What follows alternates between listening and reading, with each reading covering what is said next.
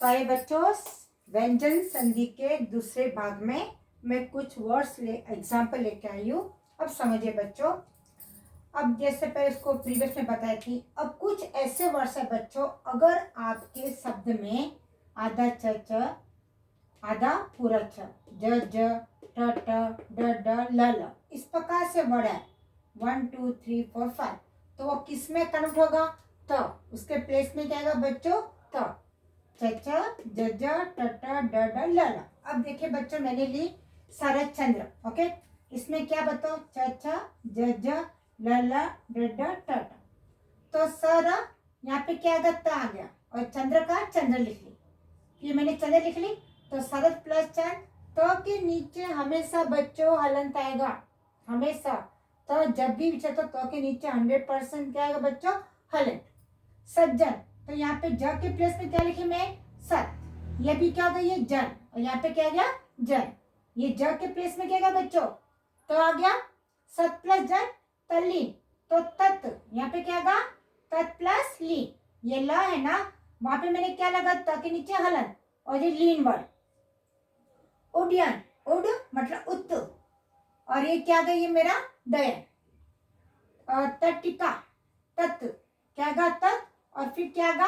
टीका। तो देखे बच्चे, इसमें मैंने ये त के नीचे हलन तो कंपल्सरी आएगा, प्लस अगर आपके शब्द में च ज ट ड ल के साथ हाफ लेटर आए तो किस में काउंट होगा? त। उस प्लेस में क्या लेंगे?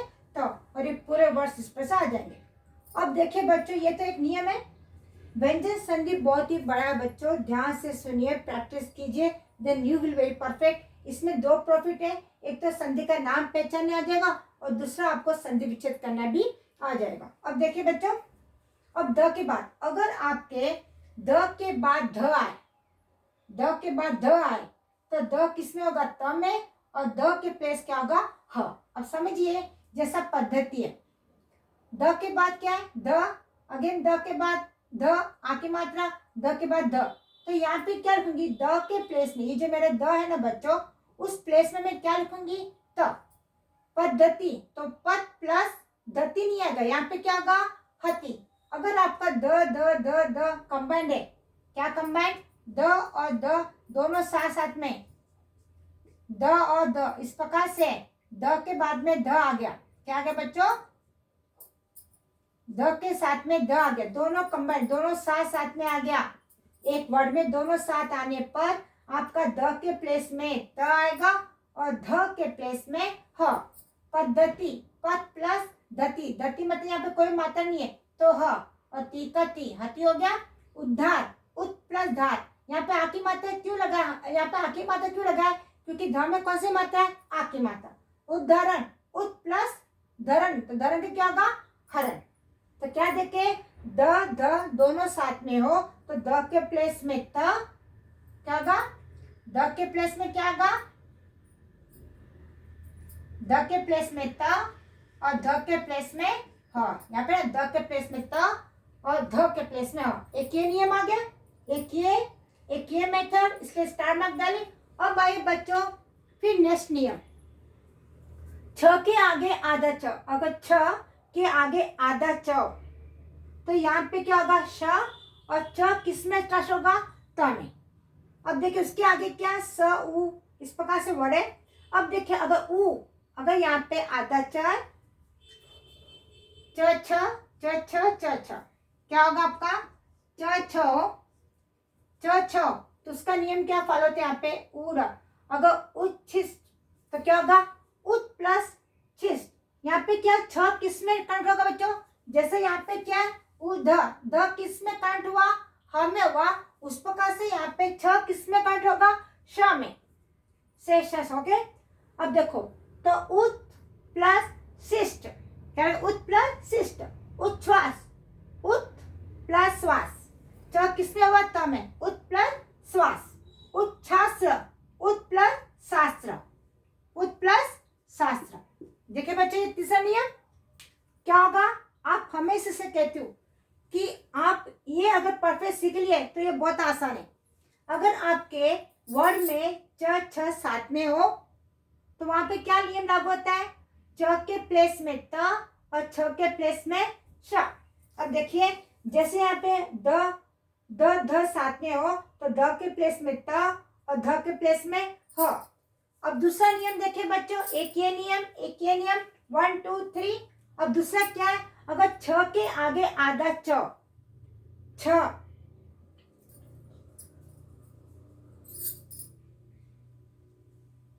छ के आगे आधा च, तो इसमें च क्या होता है, लोप हो जाता है। लोप मतलब गायब हो जाता है, उसे हम निकाल देते, लिखते नहीं है, उसके प्लेस में कोई दूसरा वर्ड भी आता है। ये सबसे आसान है। देखिए क्यों, देखो अभी संधि छेद, अब छे है तो यहाँ पे मेरा क्या होगा, ये च है ना, ये गायब हो गया। देखो संधि प्लस मैंने छेद, इसको मैंने क्या कर दी बच्चे, यहाँ पे निकाल दी। संधि प्लस छेद अनु, तो यहाँ पे मैंने क्या कर दी, इसको भी निकाल दी। अनु प्लस छेद। वृक्ष छाया, वृक्ष प्लस छाया। स्वच्छंद, स्व प्लस छंद। और एक मीनिंग यहाँ पर क्या है, इसके बाद नेक्स्ट और एक नियम है, पार्ट 3 में बताऊंगी।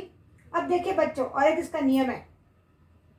अब यहाँ पे स्व का बच्चों सत नहीं आएगा। वृक्ष एक वर्ड है, वृक्ष है, स्व है, अनु है, संधि है, तो यहाँ पे कोई भी यहाँ पे बदला नहीं है, यहाँ पे हलंत भी नहीं है। इसका ये नियम है क्या, तो यहाँ पे सिर्फ क्या बच्चों, सीधा लोप हो गया। कौन सा, आधा छ निकल गया। संधि पहले में प्लस छेद लगा दी, अनुच्छेद में अनु प्लस छेद, वृक्ष प्लस छाया और स्व प्लस छंद। तो देखिए बच्चों, इसमें क्या हुआ, इसमें कोई भी त नहीं है, हलंत नहीं है। इस प्रकार से बहुत सारी टेक्निक है, आपको ये प्रैक्टिस करना है, क्योंकि आप उतनी है, क्योंकि सती कहाँ से, सती, अत, अतु, वृत, सतु, इसका से हम नहीं कर सकते। ये पूरे एक वर्ड्स है, एक मीनिंग है। स्व मेरा, वृक्ष पेड़, अनु, छेद, संधि, तो ये जो है मीनिंगफुल है। तो यहाँ पे कोई भी वर्ड चेंज नहीं हुए। हमने सिर्फ क्या किया इसमें से बच्चों, आधा छ निकाल दी और ये फर्स्ट प्लस छेद, अनु के बीच में प्लस, अगेन छेद, वृक्ष प्लस छाया, स्व प्लस छंद। ये नियम है जो आपको बहुत बहुत प्रैक्टिस करना है। उतना आसान नहीं है और उतना हार्ड भी नहीं है बच्चों, हार्ड भी नहीं है। हार्ड क्यों नहीं है, जब आप प्रैक्टिस करोगे 2-3 बार, you will be very perfect. अगर प्रैक्टिस नहीं करोगे तो कहोगे टीचर हमें तो संधि लर्न नहीं होता है, क्योंकि ये ग्रामर जब तक प्रैक्टिस करना बहुत जरूरी है बच्चों। 1 टाइम 2 टाइम 3 टाइम आपको तुरंत बस संधि छेद दिया, संधि प्लस छेद, इस प्रकार से फास्ट है। उच्छ्वास, उत प्लस श्वास, ये प्रैक्टिस करने से आप बार बार प्रैक्टिस करोगे तो एकदम परफेक्ट हो जाओ। ओके बच्चों, अब थर्ड पार्ट में अब बताती हूँ, लास्ट पार्ट रहेगा मेरा, किसमें कौन कौन से और नियम है। ओके बच्चों, अब हम थर्ड पार्ट में, नेक्स्ट थर्ड पार्ट।